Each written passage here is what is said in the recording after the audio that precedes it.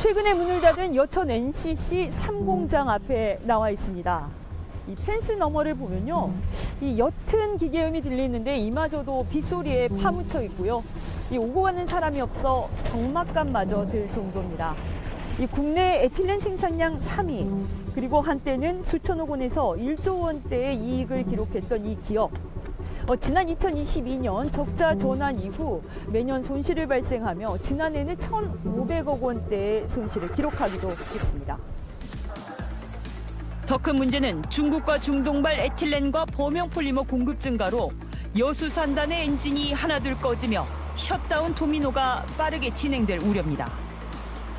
최근 보스턴 컨설팅 그룹은 이들 기업의 영업 손익을 분석해 이 3년 이상 생존 가능한 업체는 전체 50% 수준에 불과하다고 경고했습니다. 그런데 지방세는 이미 절반가량 증발했습니다. 여수시 지방소득세는 반토막이 났고 법인 지방소득세는 66%가 넘게 감소했습니다. 여수 산단에 의지해온 여수경제와 전남경제가 무너지고 있습니다. 이 초기 골든타임을 놓친 지금, 그리고 빗속의 여수 산단 모습처럼 앞날이 뿌옇기만 한 지금. 이 위기를 돌파할 가장 현실적인 방안은 무엇일까요?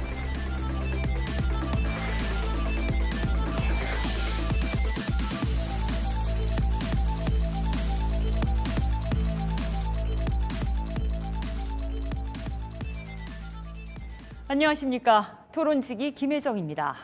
오늘은 특별히 여수국가산업단지에서 찾아가는 토론 740을 진행합니다. 지금 저희 이동 스튜디오 앞에는요, 광양만이 펼쳐져 있고 각종 수출선이 오고 가고 있습니다. 오늘 이곳을 찾은 특별한 이유가 있습니다. 앞서 수치로 확인하셨듯이 국내 최대 규모의 석유화학단지인 여수산단이 지금 생존의 갈림길에 서 있기 때문입니다. 그간 국가 수출을 이끌고 지역 경제를 떠받쳐온 핵심 산업기지였지만 최근에는 국내외 복합적인 위기에 직면해 그 위상이 크게 흔들리고 있습니다. 이 주력 산업이죠. 석유화학 업종의 수익성이 급격히 악화되면서 공장 가동이 멈추거나 축소되는 사례가 늘고 있고, 이러한 상황은 고용과 지방 재정에도 적신호를 보내며 지역사회 전반에 영향을 주고 있습니다. 이제는 산단의 구조전환과 재편이 필요하다는 목소리가 나오는 이유기도 합니다. 찾아가는 토론 740에서는 오늘부터 2주에 걸쳐 여수 산단의 현 상황을 심층 진단하고 어떻게 돌파구를 찾아야 할지, 이 위기의 현장인 이곳에서 지금부터 해답을 찾아보고자 합니다. 오늘 저희와 함께해 주실 분들 소개하겠습니다. 먼저 여수 상공회의소 한문선 회장 나오셨습니다. 네, 더불어민주당 여수갑 주철현 의원 함께하십니다. 네, 반갑습니다. 네, 여수 산단의 위기와 관련해 기획 취재를 계속해온 기자입니다. KBS 손준수 기자 나와 있습니다. 네, 세 분 어서 오십시오. 반갑습니다. 반갑습니다. 반갑습니다. 먼저 이 위기, 석유화학 산업의 위기에 대해 저희가 이야기하고자 이 자리에 모였습니다. 일반 시청자분들은 호황과 불황을 반복하고 있다라고만 이야기를 알고 계실 텐데요. 현재 어느 정도로 문제인지, 이 위기를 어떻게 진단하시는지 먼저 현장에 계시는 한문서 회장님께 여쭙고 싶습니다. 네. 사실 우리 지역사회에서 지금 석유화학 산업이 어렵다, 또 국가 산단은 이 길을 해서 지역 경제가 어렵다는 얘기를 우리 시민들이 숱하게 이렇게 듣고 있을 겁니다. 네. 근데 사실 이번에 어떤 위기는 단순하게 우리 기업들의 경기 순환이나 이런 어떤 차원에서 어떤 위기가 아니고 지금 일시적인 위기가 아닙니다. 그래서 석유화학 산업 전체의 어떤 산업 생태계 전반에 걸친 변화에 따른 그 복합적인 어떤 구조적인 위기라고 저는 진단하고 싶고요. 더 나가서 이제 최근에 저희들이 7월 달에 이 3분기 네. 경기 전망을 저희들이 한번 이렇게 조사를 해봤습니다만은 네. 전체 제조업의 지금 3분기 BSI가 55.7%. 우리가 100을 기준으로 했을 때 지금 기본적으로 제조업 경기가 이 정도 지금 어렵다는 부분들이고, 특히나 이제 석유화학 산업 연간 업종은 46.2% 정도의 지금 그 전체 어떤 이 경기 전망 지수가 지금 나오고 있습니다. 이런 걸 보더라도 기본적으로 우리 지금 석유화학 산업이 상당히 어렵다. 이걸로 인해서 우리 지역에 지금 위기가 온 거거든요. 네. 이런 부분들을 우리는 지금 현장에서 지금 피부로 느끼고 있고 또 어떻게 하면 이 위기를 우리가 지금 돌파할 것이냐 이런 부분에서 같이 이렇게 큰 고민을 지금 하고 있습니다. 이 악화한 지표가 단기 불황이 아닌 산업 구조의 변화라고 지금 보는 시각이 더 지배적인 것 같은데요. 주철은 의원님, 이 여수 산단의 위기를 어떻게 진단하고 계십니까? 네, 우리 한 회장님께서 말씀이 계셨습니다마는 우리 여수 석유화학산단의 위기는 뭐 경기 순환에 따른 일시적인 것이 아니고 네. 세계적인 과잉 공급으로 인한 또는 또 여러 가지 탈탄소 추세에 맞춘 여러 가지 규제로 인한 굉장히 구조적인 불황이라고 보고 있습니다. 아시겠지만은 석유화학 산업은 산업의 쌀로 불릴 정도로 국가에 꼭 필요한 기간 산업입니다. 네. 석유화학 산업은 대규모 장치 산업이기도 하고 전문 인력이 필요로 하기 때문에 한번 무너지게 되면 다시 살리는데 상당히 어렵습니다. 그래서 석유화학 산업이 지속 가능해야 되고 국가 안보 차원에서도 생존 차원에서 석유화학 산업은 지속 가능해야 되거든요. 그런데 현재 여수 석유화학 산단을 중심으로 한 국내 석유화학업계의 불황은 일단 우리 국내 석유화학업계 범용 석유화학 제품의 가장 큰 수출 창구였던 네. 중국이 대규모 투자를 해가지고 작업하고 우리 수출을 하고 있어요. 그래서 해외에서 지금 중국과 가격 경쟁을 벌이는데 저희들이 그걸 이길 수가 없는 형편에 있고 네. 또 산유국인 중동에서 직접 또 투자를 해서 또 과잉 공급이 되고 있고 그래서 첩첩산중이거든요.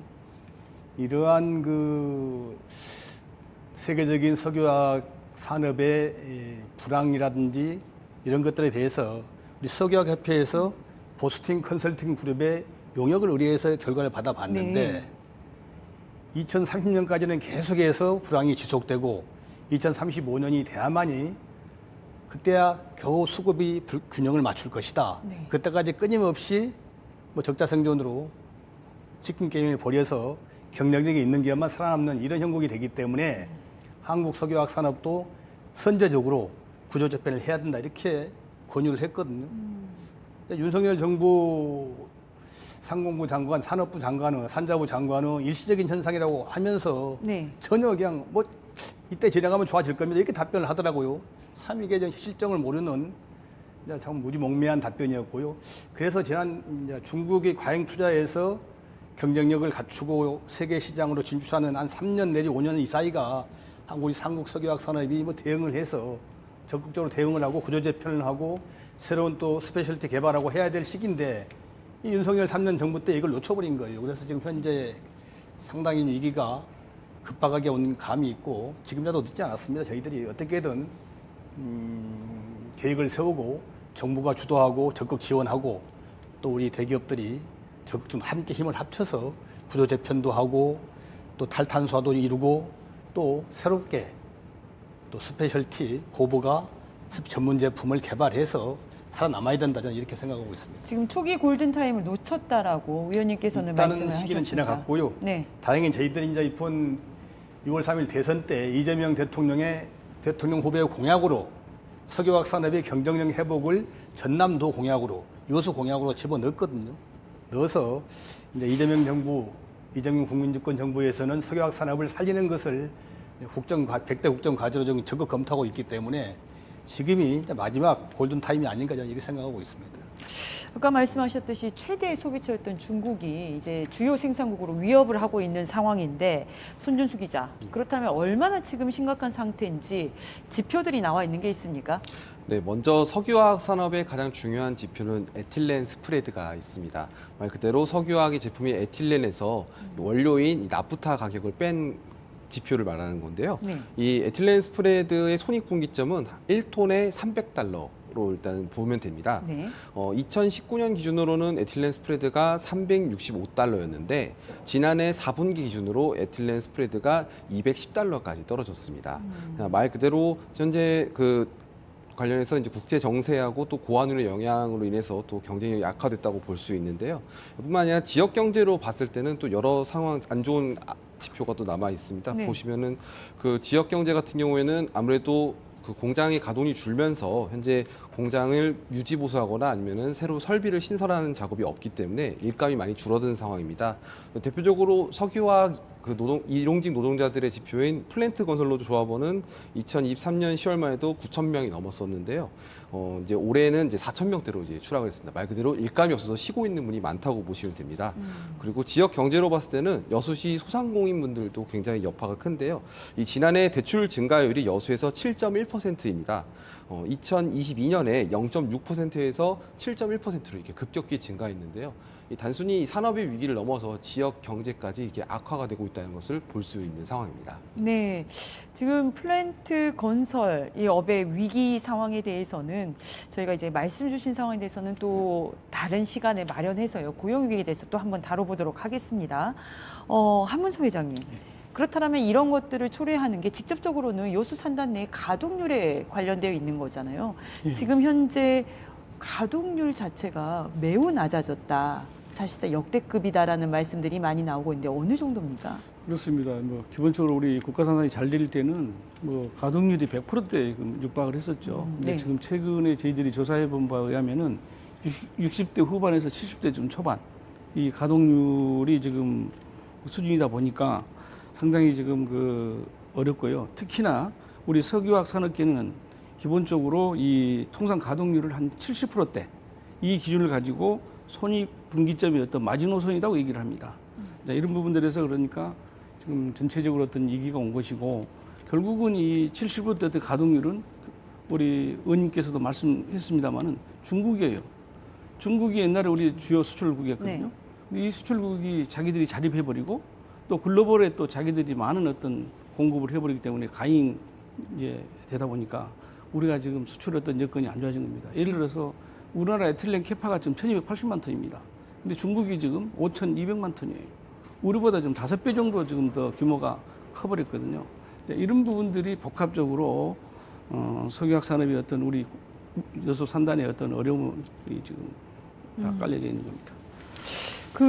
지금 여천 NCC 공장도 멈췄다라는 뉴스가 나오고 있습니다.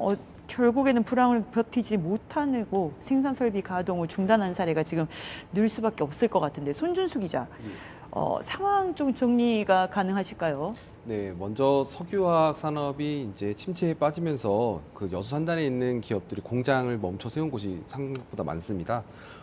가장 먼저 세운 데가 이제 LG화학이 이제 스트랩 모노머 그 석유화학의 원료인데요. 이 SM 공장 가동을 중단했고요. 그리고 롯데케미칼이 여수 2공장의 일부를 중단을 했습니다. 그리고 8월 8일 기준으로 여천 NCC가 여수 3공장의 운영을 중단했습니다. 여천 NCC 3공장 같은 경우에는 에틸렌 47만 톤을 연간 생산하는 그런 곳인데요. 현재 그 공장이 줄면서 지난해 여수산단 아까 회장님께서 말씀하셨듯이 여수산단 NCC 기업의 그 가동률이 78.5%까지 내려왔었습니다. 네. 2021년에 87%였는데 많이 떨어진 상황입니다. 이 가동률이 줄면은 이제 유지 보수나 뭐 공장 신설 등에서도 감소가 있는데요. 예, 여수산단 NCC 3사가 지난해 이제 협력업체에 발주한 현황을 보면은 2022년 대비 지난해 60%가 감소를 했습니다. 또 여기에 이제 앞으로 이제 NCC 이제 합리화 정책, 그러니까 이제 업종 그 기업 간의 이제 합병이라든지 여러 이슈가 있을 것 같은데 앞으로는 이제 공장이 중단되는 곳이 더 늘어날 가능성이 높다고 보시면 되겠습니다. 네. 아까 말씀 주셨습니다. 지금 중국과 더불어서 중동도 사실상 위기로 다가오고 있는 상황이지 않습니까? 저희에게는. 그런데 대한민국 전체로 봐서는 울산의 샤인 프로젝트가 좀 혹이다. 이게 COTC라고 그러죠. 정유하고 이 석유화학업이 동시에 이루어질 수 있는 고도의 정비시설. 이게 지금 프로젝트가 진행되고 있다라고 들었습니다.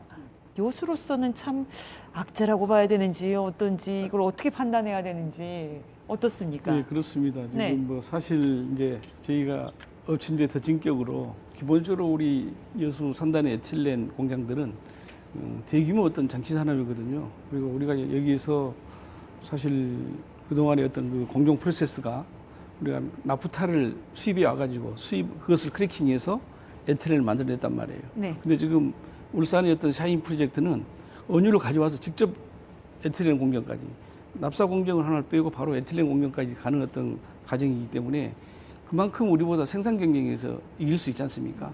이런 부분들이 앞으로 샤인 프로젝트 나오는 어떤 에틸렌 가격하고 우리가 지금 생산하는 에틸렌 가격하고 경쟁을 해야 됩니다. 네. 그러면 경쟁에서 상당히 우리가 좀 밀릴 것 같기도 합니다만 사실 이제 이 샤인 프로젝트가 우리 국가 산단에 어떤 여러 가지 영향을 미칠 수 있는 어떤 그런 부분들은 내년에 지금 샤인 프로젝트가 상업 생산에 들어갑니다.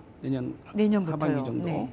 그때 좀 상을 좀 저희들이 예의주시하게 봐야 되겠습니다만은 사실 이런 부분들이 앞으로 우리 범용 시장에서 가격 경쟁에 더욱 이렇게 좀 불리하지 않을까. 또 아니면은 또 이런 걸로 해서 빨리 우리가 산업 어떤 고도화를 서둘러 가지고 이 길을 좀 해소하는 어떤 방향을 좀 모색해야 될 것 같습니다. 네, 저희가 샤인 프로젝트 관련해서는 지역민들께서는 좀 이해가 어려우실 수가 있어서요. 현장에 다녀온 손준수 기자 통해서 좀 더 구체적으로 이야기 듣도록 하겠습니다. 손 기자, 이게 어떻게 봐야 되는 거죠? 샤인 프로젝트는 어떻길래 좀 더 효율적인 프로젝트다 이렇게도 얘기를 하시는 겁니까? 예, 그 먼저 샤인 프로젝트의 샤인이 이 아랍어로 매라고 합니다. 그러니까 이게 매가 하늘을 나는 것처럼 네. 이제 석유화학 산업에서도 비상을 한다 이런 의미라고 보시면 되는데요. 이 정유 기업인 이제 S-오일의 최대 주주인 이제 사우디 아람코가 이제 9조 원 가까이 투자한 그런 사업입니다. 여기서 나오는 이제 그 석유화학 제품의 에틸렌이 연간 180만 톤 정도 되는데요. 이 180만 톤이면 어느 정도면은 여수산단 전체에서 연간 생산되는 에틸렌 양이 약 600만 톤 정도 된다고 보시면 됩니다. 거의 네. 3분의 1 가까이가 공장 한 곳에서 이게 나온다고 볼 수 있습니다. 예. 물론 최대 생산량이어서 생산량이 따라서 달라질 수 있겠지만 예, 이런 정도의 그 능력 수용 가능한 그 생산 능력이 있다는 거고요. 또 구체적으로 말씀드리면은 여수산단에서 가장 최근에 이제 NCC 시설을 지었던 뭐 GS 칼텍스하고 또 여수 그 LG화학의 이제 그 공장에서 나오는 두 곳에서 나온 것보다 합친 양보다 훨씬 더 많다고 보시면 됩니다. 네. 그만큼 이제 생산 능력이 다른 곳보다 월등히 많다고 볼 수 있고요. 또 아까 말씀드렸듯이 이 COTC 기법 그리고 그 TC2C라고도 다시 얘기를 하는데요. 말 그대로 원유에서 그 나프타를 정제해서 정제된 나프타를 가지고 석유화학 제품을 생산하는 그런 구조가 아니고 원유에서 바로 석유화학 제품을 생산한다는 그런 설비입니다. 그리고 이 TC 복잡한 예. 공정이 생략되고 바로 수출하기 때문에 생산 단가가 낮아진다는 거네요. 예, 그렇죠. 근데 한편으로는 뭐 여러 전문가들의 의견은 이미 나와 있던 기술이어서 이제 오히려 바로 원유에서 제품을 생산하다 보니까 뭐 네. 전기 요금이라든지 이런 게 더 많이 들어갈 수 있다 이런 의견도 있습니다. 뭐 하지만 어쨌든 간에 그래도 에틸렌 양 자체가 워낙 많기 때문에 이 눈여겨볼 만한 프로젝트라고 볼 수 있고요. 네. 그리고 이게 에틸렌 양이 많은 것처럼 규모도 어마어마합니다. 이게 에펠탑 14개를 세울 수 있을 만큼의 철근이 들어가 있고요. 그리고 현재 네. 공사가 진행 중인데 공사 이제 피크 타임, 공사가 가장 크게 이루어질 때는 현장의 인원만 17,000명이 투입할 수 있을 정도로 어마어마한 그런 대형 공사라고 보시면 되겠습니다. 그래서 이걸로 인해서 지금 현재 여수산단은 좀 그 일용직 노동이 많이 없지만 현재 일하시는 분들이 지금 울산에 많이 가서 일하고 있는 상황이라고도 볼 수 있고 또 울산 현지에서는 빈방을 구하기가 어렵다 이런 얘기가 나올 정도로 지역 경제에도 큰 파급 효과를 주고 있다고 보시면 되겠습니다. 알겠습니다. 주철현 의원님, 이 샤인 프로젝트가 가동하게 되면 가뜩이나 어려워진 여수 산단, 여기서 가격 경쟁력 측면에서는 굉장히 불리해지는 조건이 아닌가 싶어요. 당연하신 말씀 같습니다. 네. 뭐 이제 아까 말씀드렸다시피 샤인 프로젝트는 원래 이제 이 석유화학의 기초 소재인 에틸렌을 생산하는 과정이 원유를 분해해서 납사를 얻지 않습니까? 그 납사를 크래킹해서 에틸렌을 얻는 이게 이제 전통적인 방법인데 샤인 프로젝트는 그냥 원유를 이게 정제하는 과정에서 바로 에틸렌을 이제 생산하는 과정이기 때문에 아까 이제 뭐 단축이 되고 저렴한 생산 단가가 좀 낮아지는 것 같아요. 네. 대신에 이제 초기 투자비가 10조 원 이상 들어가는 것이니까 기존의 전통적인 방식보다는 훨씬 많은 투자 비용이 들어가고 아까도 유지 관리 비용이 들어가기 때문에 정말 얼마나 이것이 단가 차이가 날지는 좀 두고 봐야 될 것 같고요. 또 듣기로는 원래 샤인 프로젝트 들어가서 에틸렌을 100% 이 방법으로 생산하지 않는다. 네. 이렇게 신고해놓고 그런 아까 말씀드린 바로 원유에서 에틸렌 생산하는 방법은 좀 적게 하고 시험적으로 해보다가 늘려가는 게 아니냐 이런 지금 관측이 많습니다. 그래서 당장은 뭐 크게 충격이 있을 것 같지 않은데 국내적으로도 문제지만은 우리 여수 석유화학 산단이 차지하는 비중이 뭐 60% 70% 이상이잖아요. 네. 지역 경제에서 그래서 이 자체로서 이제 석유화학 산단이 잘못되게 되면 여수 경제 더 나아가서 뭐 순천이나 인접한 광양 경제가 함께 지금 흔들릴 수밖에 없기 때문에 저희로서는 어떻게든 우리나라 가장 큰 석유화학 산단인 여수 석유화학 산단을 좀 지속 가능하게 살려야 되고 새로운 법용 제품인 에틸렌 생산에서 좀 바꿔서 고부가 네. 전문 제품 생산으로 좀 이게 연구 개발하고 투자를 해서 좀 바꿔야 됩니다. 그래야만이 지속 가능하기 때문에 이런 것들을 하는데 기업들에게 맡겨두면 할 수가 없는 거고 정부가 나서서 해야 되거든요. 아, 네. 정부가 나서려면 법적 근거가 있어야 되고 그렇기 때문에 특별법이 필요한 거고 그래서 이재명 대통령 공약에 집어넣어서 우리가 전남도 공약, 여수시 공약으로 저희가 세웠고 또 이 100대 국정과제로 선택이 되게 되면 훨씬 속도감 있게 정부에서 책임지고 아까 말씀드린 법도 만들고 적극적인 재정 투자, 적극적인 정부의 주도적인 구조 재편 또 개별 기업들에 대한 R&D 촉구 이런 것들을 통해서 우리 여수 석유화학 산단이 좀 지속 가능하게 만들어 주지 않을까 이런 기대를 해보고 있는 거죠. 알겠습니다. 조금 더 고부가 가치 관련된 구조 전환이랄지 친환경 전환 지원 관련해서는 조금 뒤에 다시 얘기를 하는 걸로 하고요. 지금 이로 인해서 지방자치 세수, 그다음에 지자체 운영의 어려움에 관해서 좀 이야기를 해보고자 합니다. 어떻습니까? 손준수 기자, 지금 여수 산단의 위기는 지역의 위기다라고 말하는 가장 직접적인 지표들이 어떤 것들이 나와 있을까요? 네, 먼저 원래 여수 하면은 이제 돈 자랑하지 말라고 우리가 얘기할 정도로 여수가 사실은 좀 이 재정이 좀 넉넉한 그런 지자체였습니다. 네. 근데 이제 석유화학 산업이 좀 위기로 여수시 지방소득세가 계속 지금 세수가 급감하고 있는데요. 2023년에 4천억이었던 게 2024년 지난해죠. 2,927억. 그리고 올해는 2,600억대가 거칠 것으로 추정이 되고 있습니다. 그러니까 과거에 비해서 한 1,200억 정도가 지금 부족한 상황인데요. 이렇다 보니까 여수시가 7년 만에 지방채를 발행을 했습니다. 네. 그리고 또 보통 우리가 이 사업을 시작할 때 국비를 가져오고 이제 시도비를 매칭해서 하는 사업들이 있는데 이런 국비 매칭 사업도 일부를 반납할 정도로 지금 여수시의 재정 상황이 많이 안 좋다고 볼 수 있습니다. 그래서 저 같은 경우에는 올해 초에 이 저수온 피해로 취재를 좀 나갔었는데요. 네. 저수온 피해 현장에서 이제 재난지원금을 받아야 되는데 이 재난지원금을 줄 수 있는 예비비가 좀 많이 부족해서 지급이 늦춰지는 그런 사례도 있었습니다. 이만큼 현재 이 석유화학 산업 위기 자체가 이제 지역 경제에도 또 지역 행정에도 미친 여파가 크다고 할 수 있습니다. 네. 어떻습니까? 한문소 회장님 많은 소상공인들한테도 말씀을 많이 들을 것 같아요. 기업뿐만 아니라요. 그렇습니다. 어떻게 체감들을 하고 계시던가요? 지금 현재 우리 여수 지역은 이제 석유화학 산업이 이제 한 해 두 해가 아니고 지금 3년차 지금 이렇게 어렵다 보니까 실질적으로 이제 우리 골목 상권까지 또 아니면 우리 소상공인 중소기업 협력업체까지 지금 영향이 좀 미치고 있습니다. 실질적으로. 그래서 심지어 우리 지역에 이제 주요 음식점을 이렇게 가더라면은 사실 저한테 우리 상공회 회장이니까 장사 좀 잘하게 하게끔 해주라고 그런 주문을 이렇게 변변히 이렇게 지금 하고 있거든요. 네. 이런 것이 한두 번이 아니고 특히 우리 지금 여수에 지금 웅천지구 가게 되면은 주요 상가들 1층이에요. 거점 임대입니다. 상가가 이렇게 지금 네. 전혀 형성이 안 돼 있고 이런 부분들이 우리 국가 산단의 석유화학 산업이 어렵다 보기 때문에 그런 여파들이 우리 시민들이 지금 제대로 지금 보고 있는 것이죠. 그래서 이런 부분들이 빨리 지금 회복이 되기 위해서는 네. 저희들이 지금 산업 위기 선제 대응 지역으로 지금 지역이 지정이 됐습니다만 네. 이런 부분들의 예산들이 지금 현재 한 3,700억 정도 그리고 좀 국가로부터 어떤 지방 교부세가 한 622억 정도 책정돼 있는데요. 이런 예산들이 좀 빨리 나와서 지금 실질적으로 이번 어떤 석유화학 산업 기업들한테는 지원이 된 부분은 없지만 지역의 이런 골목 상권들, 소상공인들, 중소기업들한테 빨리 영향을 미칠 수 있는 예산들이거든요. 이 예산들이 좀 빨리 좀 집행됐으면 좋겠습니다. 여쭙고 싶어요. 산업위기 선제 대응 지역이죠. 이게 예. 5월달이 지정이 됐는데 지금 2개월 정도 지났습니다. 효과가 나오고 있습니까? 아까 말씀드린 대로 한 회장님 말씀하셨지만은 이 여수 경제의 핵심 70% 안팎을 차지하는 석유화학 산단의 이제 불황으로 위기로 지역 경제가 정말 어렵습니다. 정말 IMF 때도 이런 석유화학 산단 위기가 없었잖아요.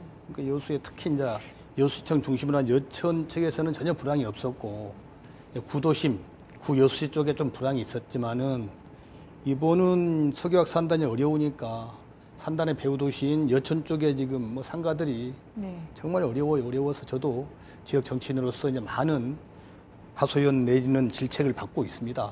근데 언제 살릴 거냐, 어떻게 할 거냐라고 질책을 받고 있는데 다행스럽게 저희들이 이제 뭐 우리 지역의 상공인들이라든지 석유업계라든지 정치인들이 윤석열 정부를 향해서 끊임없이 이게 산업위기 선제 대응 지역 필요하다고 이야기를 하고 난리를 쳐서 지난 5월 1일 날 2년간의 선제 대응 지역으로 지정이 될 수 있었습니다. 네. 관련해서 뭐 긴급 경영안전 자금이라든지 지방 투자 촉진 보조금에 대한 우대, 또 협력업체 소상공인에 대한 정책 금융 지원이 강화되고 또 맞춤형 인력 양성 사업을 신설해서도 지원하기도 하고 여러 가지가 되긴 되는데 그러나 이제 이게 선제 대응 지역은 임시적인 것이고요. 네. 실제는 이제 산업 위기 대응 특별 지역으로 최종 선정이 돼야 됩니다. 근데 아직까지 이제 그렇게는 안 되고 있고 하지만 이거 저는 이제 산업위기 선제 대응 지역은 그야말로 엄발의 오줌 누기다. 엄발의 오줌. 예, 일시적인 그냥 땜질 요법에 불과하고 네. 실제는 아까 말씀드린 대로 근본적으로 석유화학 산업의 구조를 재편해야 되고 경쟁력 있는 고부가 전문 제품으로 R&D를 통해서 새롭게 개척을 해서 투자를 하고 이렇게 나가야 되기 때문에 근본적인 정부의 정책을 추동할 수 있는 특별법 제정하고 정부의 적극적인 주도와 지원이 꼭 필요하다고 저는 생각하고요. 그것을 이뤄내기 위해서 지금 최선을 다하고 있고 저희들은 이번 9월 1일 날 지금 국회에서 공청회를 통해서 특별법 제정을 다시 촉구하고 그렇게 할 생각입니다. 이 공청회에는 뭐 우리 여수 국회의원뿐만 아니고 울산, 대산 등 관련 국회의원이 다 모여서 네. 뭐 함께 지금 힘을 합치기로 하고 있는 그런 상태입니다. 네. 그렇다면 지금까지 위기를 진단했다라면 좀 더 현실적으로 이 돌파 방안에 대해서 이야기 나눠보도록 하겠습니다. 방금 의원님께서 대표 발의하셨다고 하셨죠. 네. 석유화학 산업특별법이라고 말씀을 하셨어요. 예. 아, 그 위기 지역, 선제 대응 위기 지역, 위기 지역 선제 대응 지역이라고 하죠. 네, 엄발의 오줌 누기다라고 말씀을 하셨고요. 그렇다면 근본적인 해결을 위해서 특별법이 담고 있는 내용 어떤 것들이 있습니까? 앞에도 말씀드렸습니다마는 여수 석유화학 산업의 하여튼 기업들이 대부분 대기업들입니다. 네. 대기업들이면서 독자적으로 사업을 추진하다 보니까 이분들이 경쟁하는 기업들끼리 서로 협력해서 뭘 하라 할 수가 없어요. 협력도 안 될 뿐더러 네. 또 이게 공정거래법상 경쟁기업끼리 서로 협력하거나 생산량을 조정하거나 협업하게 되면 그 자체로 또 공정거래법 위반이 됩니다. 네. 그래서 이 기업들이 스스로 서로 간에 이게 나서서 어떻게 조정을 하기가 불가능하니까 정부가 주도적으로 나서서 기업들의 구조 재편을 조정을 주도할 수 있게 법적 근거를 마련해 줘야 되고요. 또 그와 관련돼서 정부도 구조 재편을 주도하고 또 적극적으로 지원도 해야 돼. 지원도 할 수, 재정 지원할 수 있게, 정책 지원할 수 있게 해야 되고 또 나아가서 여러 가지 뭐 구조 재편과 관련된 세액 같은 것도 감해주고 전기료 같은 것도 또 보조도 해주고 이렇게 해야 되고 아까 말씀드린 대로 경쟁기업끼리 스스로 이제 서로 간에 담합이 안 되도록 공정거래법 예외 조항도 둬야 되고 또 관련돼서 이 구조 재편 과정에서 발생하는 여러 가지 근로자들의 불안한 이슈도 보조할 수 있는 이런 것들을 좀 지원하고 정부 재정으로 적극 나설 수 있게 이런 것들을 특별법에 근거 규정을 둬서 할 수 있는 그런 법을 발의를 했고요. 지금 현재 이제 국회 뭐 산자위에 가 있는데 네. 아까 말씀드린 대로 대통령께서도 대선 과정에 공약으로 석유화학 산업의 경쟁력 회복을 공약으로 내걸었고 또 여수 특히 우리 여수 지역 공약에도 또 내걸었기 때문에 저희들이 이제 100대 국정과제로 선정되게 하고 그렇게 되면 속도감 있게 법을 제정하고 정부가 산자부가 나서서 이 구조 재편을 이끌어야 됩니다. 이끌어야 된다 이렇게 말씀을 드리고 그 과정에 정보 운영할 수는 없고 우리 정부와 또 지역 우리 산업계하고 또 지방 정부가 이렇게 협의체를 만들어서 함께 갈 수밖에 없는 것이 아니냐. 그래서 그런 구조적인 협의체 같은 것을 좀 만들어서 함께 죽기 아니면 살기로 추진할 필요가 있다 이렇게 생각을 합니다. 회장님은 특별법에 관한 의견이 있으실 것 같습니다. 예, 그렇습니다. 지금 우리 산업위기 선제 대응 지역 지정 이후에 곧바로 우리 의원님께서 그 특별법을 발의하셨어요. 이제 사실 아주 시기적절하게 네. 그 특별법을 이렇게 발의해 주셨는데요. 사실 산업위기 선제 대응 지역은 우리 지역의 중소 적은 우리 업체들한테 어떤 안축 역할을 할 수 있는 어떤 기본적인 어떤 사항들이고요. 근본적인 우리 대기업들, 석유화학 산업의 어떤 주요 기업들한테는 전책이 빠져 있습니다. 그래서 이 부분을 메꾸기 위해서 지금 특별법을 네. 이렇게 대표 발의하셨고요. 그 안에 대표적인 게 지금 우리 생산원가의 한 10% 정도 차지하는 전기요금. 네. 이 문제가 지금 제일 우리 그 석유화학 산업한테 큰 어떤 지금 뭐 어려움을 겪은 부분들이거든요. 네. 그래서 이 부분들이 지금 이제 특별법에 포함되어 있는데 빨리 우리 이제 국회에 통과돼서 우리 의원님께서 발의하신 이 특별법이 좀 우리 지역사회 특히 우리 석유화학 산업에 어떤 희망이 좀 됐으면 좋겠습니다. 전기요금을 인하하는 것이 많은 도움이 됩니까? 네? 전기요금 인하가 많은 도움이 됩니까? 되게 되죠. 네. 기본적으로 우리가 이제 전기요금이 차지하고 있는 우리 국가산단의 주요 기업들이 생산원가의 한 10% 정도 차지하고 있습니다. 굉장히 많이 차지하고 그렇죠. 그렇기 네. 때문에 작년 한 해만 해도 우리 전기요금이 한 여수 국가산단에 한 2조 한 1,700억 정도. 그 정도 전기요금을 저희들이 한전에 납부했거든요. 그 전기요금이 10%면은 2,100억이에요. 아, 네. 2,100억만 우리가 세이빙 해줘도 우리 주요 기업들이 어느 정도 숨통을 좀 틀 수 있습니다. 네. 이런 부분까지 가뜩이나 어려운데 전기요금을 작년에 10.2% 올리면 어떻게 되겠습니까? 기업이 감당해 줄 수 있겠어요? 최근에 예로 미국의 조지아주 같은 경우는 전기요금이 88원이에요. 뭐 지금 우리 동남아 지역에 뭐 베트남이나 말레이시아, 인도네시아, 중국도 심지어 지금 100원 이하예요. 전기요금 산업용. 우리나라만 지금 182원. 피크 때 지금 하면 전기요금이 한 200원 가까이 될 거예요. 네. 이런 환경에서 투자를 한다? 누가 기업에 투자를 하겠습니까? 지금 있는 기업도 지금 이 전기요금 때문에 어려운데. 그래서 저는 제일 좀 안타까운 게 작년에 한전에서 200조가 적자 났다고 발표를 하고 나서 바로 네. 이 전기요금을 10.2% 올렸거든요. 그러면 우리나라 어떤 대기업들이 있지 않습니까? 우리 지금 뭐 GS나 LG 대표적인 기업들이 기업이 200조가 적자 났는데 그 기업이 생존할 수 있겠어요? 그 직원들이 지금 어찌 되겠어요? 근데 한전은 200조가 적자 나도 버젓이 지금 끔찍도 안 하고 있어요. 그 직원들 잘 먹고 잘 살잖아요. 정상적 급여 다 타고. 이런 부분들을 저는 우리 이재명 정부가 반드시 손을 봐야 된다. 예, 전기요금을 3, 4년 동안 윤석열 정부 때 70, 80% 올렸고 한전 200조까지 적자 나는 이 기업이 왜 존재할 수 있는지 이걸 고스란히 우리 기업들한테 지금 다 전가시킨 거 아니에요. 기업이 결론적으로 왜냐면은 이익을 안 내게 되면요. 정부도 어려워요. 재정을 누가 확보해 줄 것인데요. 우리 기업들이 근본적으로 이익을 날 수 있는 어떤 환경을 만들어줘야 된다. 저는 그래서 이 전기요금이 정말 중요합니다. 이 부분이라도 우리 의원님께서 특별히 관심 가지시고 좀 잘 챙겨주셨으면 좋겠습니다. 특별법에 전기요금 인하 안이 담겨 있습니까? 네, 전기요금도 좀 지원하는 방안이 담겨 있는데요. 네. 이제 우리 석유화학 업계 종사자들이 뭐 하여튼간에 들어보면 가장 큰 밀원이 지금 전기요금이더라고요. 네. 22년도에 1kW 시당 105.5원 하던 105원 50전 하던 전기요금이 네. 3년 만인 올해 1분기에 192원으로 무려 82%나 올랐습니다. 아, 많이 올랐습니다. 엄청 오른 거죠. 이제 주택용하고 일반 전기요금은 30%대 인상됐던 것과 비교하면 산업용 전력이 너무 좀 오른 건 사실인 것 같습니다. 네.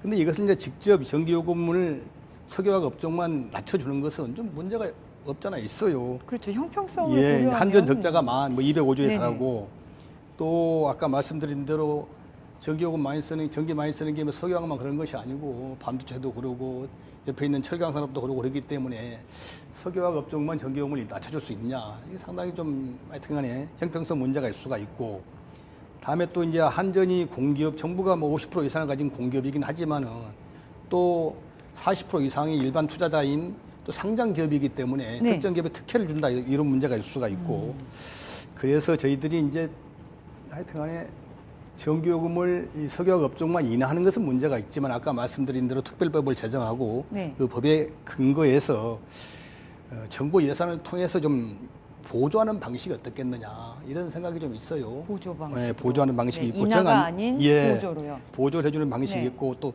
산업위기 선제 대응 지역이나 산업위기 특별 대응 지역으로 지정이 되게 되면 그 지정된 업종이나 지역에 한해서 또 보조해주는 방법이 있고 이렇게 좀 우회해서 지원할 수 있지 않겠는가 이런 생각이 있고요. 한 말씀만 더 좀 드리려고 하는데요. 네. 이제 우리 여수 석유화학 산단 얘기가 이제 주로 대부분이 대기업들인데 저희가 좀 통계를 내봤더니 우리나라 모든 제조업의 생산 원가 대비 R&D 투자 비율이 4.4%입니다. 네.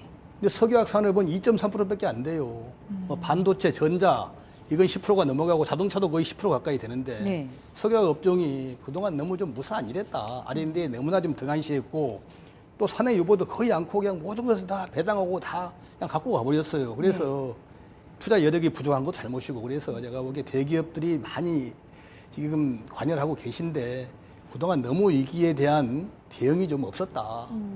그렇지 않습니까? 대기업 같으면 이 정도 되게 되면 어떻게든 중국이 과잉 투자하게 되면 이런 위기가 올 줄 알고 선제적으로 뭐 방법을 강구를 하고 난리를 피웠어야 되는데 그냥 혹시나 하고 시간을 끌다가 이렇게 와버린 거예요. 그래서 네. 제가 보기에 이제 정부도 역시 할 역할을 제대로 못했지만은 석유화학 제품을 생산하는 개별 기업들도 내가 보기에 할 일을 안 했다. 이런 질책을 책임에서 피할 수 없다고 생각하고요. 지금이라도 제가 보기에 석유화학 업계 종사자들이라든지 기업들은 좀 더 비상한 각오로 네. 기업을 반드시 살리고 유지시키겠다. 이런 좀 각오로 좀 뭔가 적극적인 투자 내지는 진취적인 행동이 좀 필요하다 이렇게 말씀드리고 싶습니다. 정부의 지원에만 의존할 것이 아니라 그렇습니다. 자구책 마련에 조금 더 예. 훨씬 더 노력을 해야 된다라는 대기업들이니까요. 말씀이셨어요. 그러니까 능력, 의지만 가지면 능력을 충분히 제가 보기에 투자할 여력이 좀 있다고 보거든요. 그룹 차원에서 그래서 네. 좀 적극적인 투자라든지 태도가 필요하다 이렇게 좀 말씀드리고 싶습니다. 알겠습니다. 아까 이거 직접적으로 연관하시고 싶으신 말씀이 고부가 같이 스페셜티를 얘기를 하고 싶으신 것 같으신데요. 요 주제는 조금 뒤에 말씀을 그러시죠. 여쭙도록 하겠습니다. 네, 손준수 기자. 지금 일단 먼저 전기요금 인하를 말씀을 하셔가지고요. 기업들이 하고 있는 이야기들, 좀 구체적인 이야기, 전기요금 관련돼서는 어떤 이야기들을 하고 있습니까? 뭐 앞서 말씀하신 것처럼 전기요금 부담이 많이 크다는 거는 뭐 이미 이게 나오고 있습니다. 네. 뭐 말씀을 하시지만 제가 좀 조사를 해보니 중국이 이 킬로와트당 127원, 미국이 116원. 그러니까 중국 대 우리나라가 44% 가까이 높다는 네. 겁니다. 말 그대로 원가 경쟁력에서 이제 승부를 보기 어렵다는 건데요. 여수산단 같은 경우는 2021년만 해도 1조 2천억 원대 이제 전기요금 썼는데 지금 현재는 2조 1천억 원을 돌파한 상황입니다. 이 전기요금 자체가 많이 오른 것도 있지만 이제 아무래도 전기를 많이 쓰는 곳이 많다 보니까 여기에 대해서 얘기가 많이 있고 또 전기요금뿐만 아니라 이제 원료인 이 납사의 가격도 유가도 계속 오르기 때문에 여기에 대한 또 많은 고충도 있습니다. 네. 예, 그렇기 때문에 아무래도 이 원가 경쟁력 앞서 말씀드렸듯이 에틸렌 스프레드나 이런 게 잘 나오지 않기 때문에 어쩔 수 없이 계속 악화일로를 걸을 수밖에 없는 그런 상황이다 이렇게 보시면 되겠습니다. 일단 원가의 가격을 조금 낮춰주는 길만이 경쟁력을 확보할 수 있다. 이렇게 분석을 하셨네요. 그렇다면 일단은 산단은 지금 현재 기존의 석유화학 중심 구조, 이 구조를 어떻게 산업의 구조를 어떻게 바꾸느냐에 대전환의 시기에 와 있는 건데요. 어떻게 전환해야 되는지 사실은 전문가들도 이렇다 할 대답을 못 내놓고 있는 것 같습니다. 왜냐하면 각각 현실에 직면해 있는 노동자, 그다음 기업의 이익 이런 것들이 맞물려 있기 때문에 참 어려운 문제인 것 같은데요. 그래도 세 분은 어느 정도 좀 해안을 제시를 해주실 거라고 믿습니다. 먼저 이러한 전환, 지금 시점에서 어떻게 전환을 시도를 해야 된다라고 보시는지 먼저 한문선 회장님. 사실 우리 의원님께서도 말씀하셨는데 우리 이제 기업들이 근본적으로 이제 기업이 각 회사마다 다 이렇게 다르지 않습니까? 네. 여러 가지 어떤 자구책을 써야 될 걸 보고요. 사실 이제 일부 저희들이 이제 지역에서 공격을 받은 게 뭐냐, 국가 산단이 잘 될 때, 예? 그때는 뭐 하고 지금 이 어려울 때 또 이런 얘기를 하냐고 얘기를 합니다만 사실 저도 이제 국가 산단에서 지금 사업한 지가 한 20년 됐습니다만 사실 기업이라는 게 생기가 그렇습니다. 잘 될 때는요, 이거 뭐 그냥 없잖아요. 뭐 사실 그냥 적당히 넘어갑니다. 그런데 어려울 때는 또 이렇게 얘기를 많이 하거든요. 근데 현재 지금 우리 상황이 옛날에 잘 나가고 잘 됐을 때 이걸 탓할 것이냐. 현재 우리 시민들이 우리 지역 경기가 어려운데 현실은 현실이기 때문에 저는 이 부분들을 현재 지금 파헤쳐 나가야 된다. 이 어려움을. 그래서 진짜 우리 기업들도 사실 우리 지금 뭐 여러 가지 이제 고부가치 내 또 새로운 어떤 얘기든 뭐 R&D 해서 지금 여러 가지 살 수 있는 어떤 방법을 총동원할 겁니다. 그런데 이 석유화학 산업 자체가 우리 국가 기관 산업입니다. 기관 산업이다 보기 때문에 근본적인 정부의 어느 정도의 어떤 정책이 나오지 않고서는 방법이 없어요. 또 한편으로 보게 되면 우리 기업들이 자, 우리 잘 될 때 돈 많이 벌었어. 그렇지만 이 사람들 세금 안 내냐 이 말이에요. 21년도에 우리가 국가산단에서 한 5조 8천억의 국세를 냈습니다. 지금 현재 어렵다 보니까 작년에 한 3조 8천억 정도 냈습니다만 이 나름대로 어떤 기업은 잘 될 만큼 또 국가에 대한 어떤 세금을 충분히 내고 있거든요. 그래서 이런 부분을 복합적으로 봤을 때 이제는 이제 현실은 현실이기 때문에 네. 정부도 전체 최대한 어떤 동원하고 기업들도 이제 자구책을 이렇게 동원해서 어떻게 하더라도 우리 국가산단인 이 석유화학 산업을 회복할 수 있는 어떤 환경을 만들어야 되겠다. 이게 이제 저는 이제 그런 생각을 가지고 있고요. 기본적으로 이제는 뭐 이 글로벌 이 시장에서 이겨내려면은 미래 있잖아요. 고부가치 또 이런 부분들로 해서 R&D 어떤 부분들이 폭넓게 이게 투자하지 않고서는 살아남을 수 있는 방법은 저는 없다 생각합니다. 그래서 우리 기업들도 이번 기회에 많은 노력을 저는 할 걸로 믿고 있습니다. 손준수 기자, 취재하면서 많은 전문가분들 만나셨을 것 같아요. 다들 어떻게들 얘기하고 계십니까? 그 전반적으로 석유화학이 가장 발등에 불이 떨어진 산업은 맞습니다. 하지만 국내 산업 전체가 안고 있는 저는 문제라고 또 보는데요. 먼저 우리나라는 그동안 이제 범용 제품을 통해서 이제 수출 경쟁력을 높여서 이제 먹고 살았던 그런 나라인데 네. 이 범용 제품이 사실 좀 많이 어렵습니다. 이 석유화학도 뭐 석유화학이지만 뭐 반도체도 기존에 냈던 메모리나 이런 건 좀 부진하고 또 철강 같은 경우에도 최근에 범용 제품이 좀 중국에 밀리다 보니까 수출이 잘 안 되고 이런 부분이 있거든요. 반면에 이제 그 고부가가치 기술을 갖고 있는 기업 같은 경우에는 이런 범용 제품의 부진 속에서도 살아남는 기업들이 있습니다, 실제로. 그런 것처럼 지금은 이제 고부가가치 산업으로 이제 석유화학이 이제 반드시 이제 전환을 해야 한다고 보는데요. 그래서 가장 필요한 게 있다면은 석유화학 이제 관련도 아까 의원님께서 말씀해 주셨듯이 이제 국가 전략 기술로 좀 지정을 하고 관련해서 이제 연구 개발을 늘릴 필요가 있고요. 또 관련 규제도 좀 해소를 해서 도울 필요가 있습니다.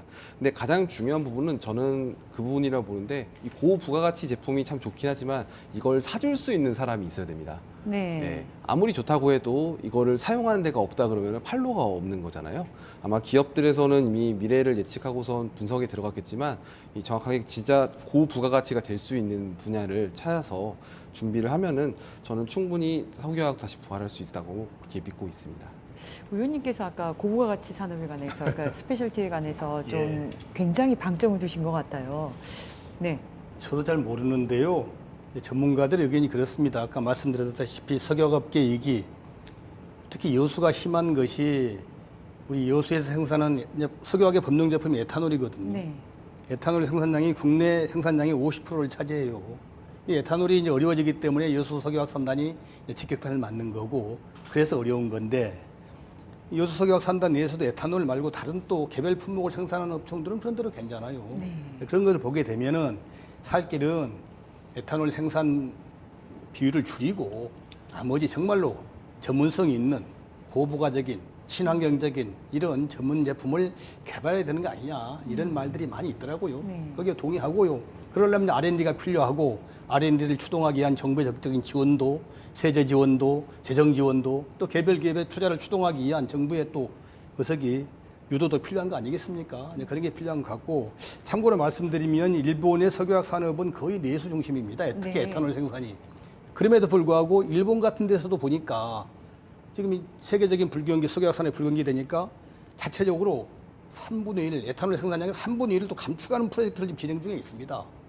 그런 것에 비춰보게 되면 우리나라도 진작 했어야 되는데 네. 이런 것을 윤석열 정부 3년 동안 안 해버린 것이 가장 큰 저희로서는 뼈아픈 이제 실책이라고 보는 것이고요. 지금도 안 늦었다 이런 생각이 듭니다. 늦었다고 생각할 때 가장 빠른 것이니까 지금부터라도 정부에서 아까 말씀드린 대로 100대 국정과제로 선정을 해서 아까 정부의 관심을 갖고 집중적인 구조재편도 하고 또 R&D 투자를 위한 개발을 위한 정부 재정 지원, 세제 지원 또 아까 말씀드린 개별 기업들의 서로 간의 구조재편을 이렇게 유도하고 추동하는 적극적인 자세가 가장 필요한 것이 아니냐는 생각이 들고 아까 말씀드린 대로 지역에서는 뭐 일부 이런 얘기까지 있어요. 석유화학 산다는 대기업들이 몇십 년 동안 돈 잘 벌어먹고 안 되면 그냥 손 털고 나가려고 하는 게 아니냐. 네. 이렇게 또 의심하는 사람도 적지 않습니다. 그래서 저는 대기업들이 그러면 안 된다고 생각해요. 우리는 여기서 석유화학 산업으로 하여튼 투자를 해서 지역에 일자리 주고 지역 경제를 부양도 하고 그렇게 했으니까 끝까지 우리가 여기서 손 떼지 않고 석유화학 산업을 여수에서 계속해서 일으키고 발전시켜서 국가기관 산업으로 자리매김도 하고 지역 경제에 이바지하겠다 이런 각오를 가지고 적극적으로 아까 말씀드린 대로 노력하는 자세가 정말 아쉽다. 정부와 기업도 양축이 같이 지금 열심히 힘을 합쳐서 해야 된다 이런 말씀을 드리고 그런 것들을 기본적으로 이제 제도적 뒷받침할 수 있는 법 제정 같은 게 필요해서 지금 하고 있는 건데요. 뭐 법이 제정되도록 결국은 정부의 자세 또 개별 기업의 적극적인 투자 의지 이런 것들이 더 필요한 게 아닌가 생각이 듭니다. 네. 근데 사실 지금 시장 상황상 매각하려고 해도 매수자가 없는데 불가능한 상황인 것 같고요. 지금 말씀하셨던 이 고부가 가치 산업 스페셜티에 관해서 조금 더 자세한 설명을 드리자면 저희가 보통 플라스틱은 지금 굉장히 많은 수요가 있어서 많은 국가에서 생산을 하고 있지만 여기에 한 스푼 더하는 겁니다. 한마디로 저희가 그냥 플라스틱을 전자레인지에 넣었을 때 이게 좀 더 내열성 있고 내구성 있고 이러한 원천 기술을 개발하고 거기에 고부가 가치를 이끌어내는 그런 에틸렌 이후 제품 폴리머들을 만드는 거를 고부가 가치 스페셜티라고 불리우고 이걸로 인해서 대한민국도 지금 현재 경쟁력을 찾아야 된다. 중국이 갖지 못하는 경쟁력, 중동이 갖지 못하는 경쟁력을 이 기술로 찾아야 된다라는 그런 목소리가 높은 상황입니다. 그렇다면 한 말씀 좀 더 해도 되겠습니까? 네, 이제 우리 더 해주십시오. 시민들이 우리 이제 석유화학 기업에 좀 여러 가지 오해를 많이 하고 있는데요. 제가 이제 작년에 5월달에 이제 우리 여수시 통반장들한테 석유화학 산업에 대한 이해를 돕기 위한 강연을 시작을 해서 최근에 모 교회 가서 제가 강의도 이렇게 하고 왔습니다만 제가 취임하자마자 대부분 여수 상이었던 회장들이 거좀 보면 뭔 이렇게 되면은 대기업 CEO들 서울 가서 만나고 다 했어요. 저 절대 안 만난다. 지금 이제 우리의 이 현상을 우리 지역에 와서 GS든 LG든 롯데든 우리 지역의 오피니언 리더들 그리고 우리 상공 의원들한테 이제 소상히 좀 밝혀라. 그리고 앞으로 기업들이 어떻게 비전을 가지고 이 어려운 위기를 헤쳐나갈 건지 네. 이런 부분들을 지속적으로 저희가 이제 얘기를 해서 저희가 지금 한 8회째 격주월로 해서 2개월에 한 번씩 지금 열린 오찬 강의를 지금 하고 있습니다. 네. 심지어 GS 대표도 왔고 LG화학의 부회장님도 와서 강연을 했어요. 그래서 이런 부분들이 이제 하나씩 정착돼 가고 또 이 어려움은 다 이렇게 알고 있거든요. 그래서 지역민들도 알 권리가 있으니 그렇죠. 기업에서 어떠한 투자를 하고 사실 있는지 이런 것들을 우리 지금 어느 정도 국가산단이 공개를 해야 거의 된다. 60년 이런 가까이 말씀이신 되는데 거죠? 여수 시민들 앞에 가서 기업의 CEO들이 와가지고 IR 해본 적이 없어요.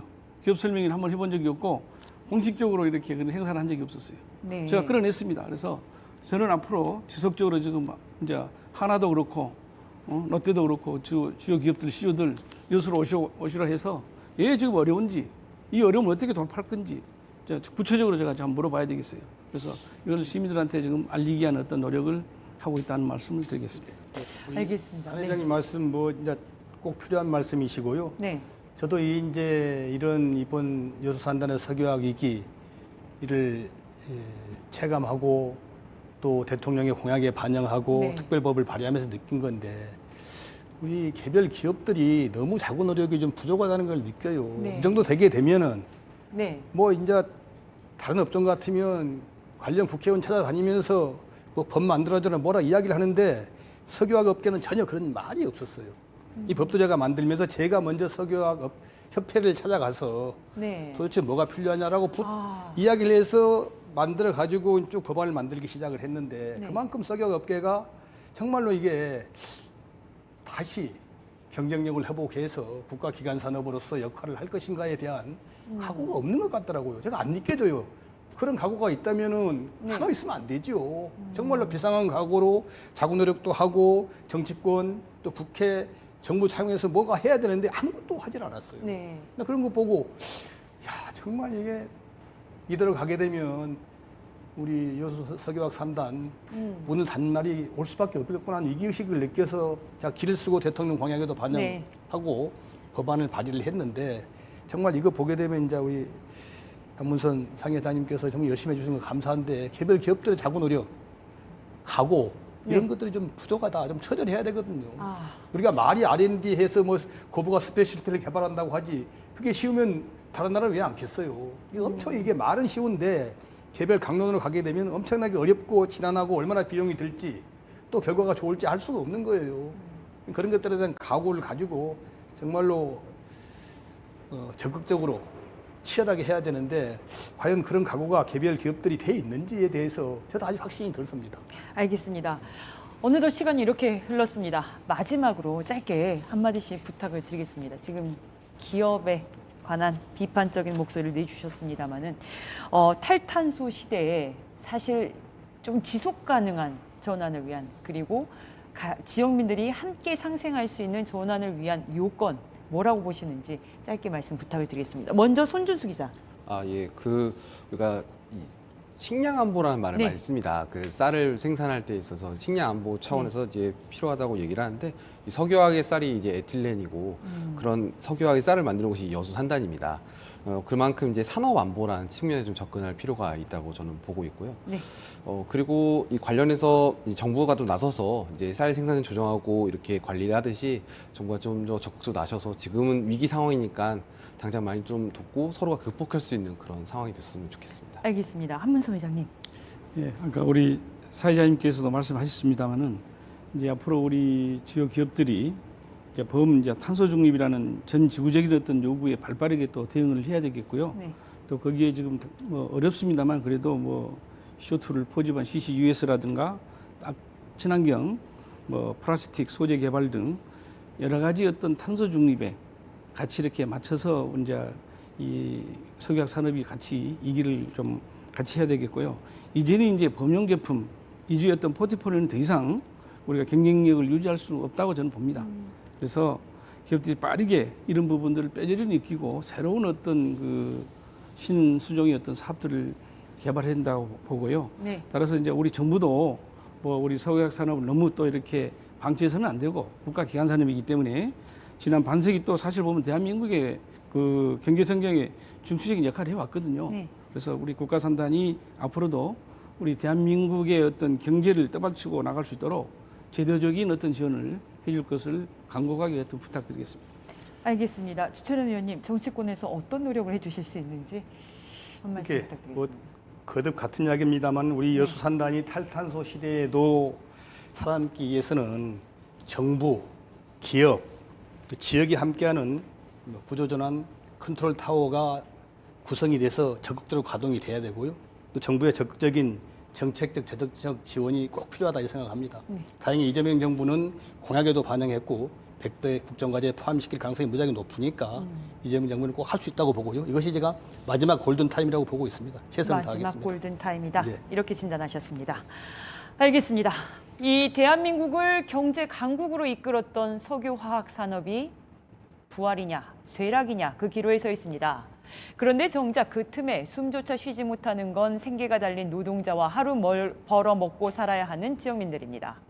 이 여수 산단에서 진행하는 찾아가는 토론 740.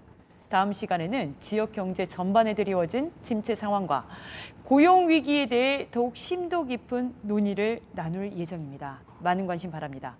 찾아가는 토론 740 여기까지입니다. 나와주신 패널분들 그리고 함께 고민해주신 시청자분들 고맙습니다.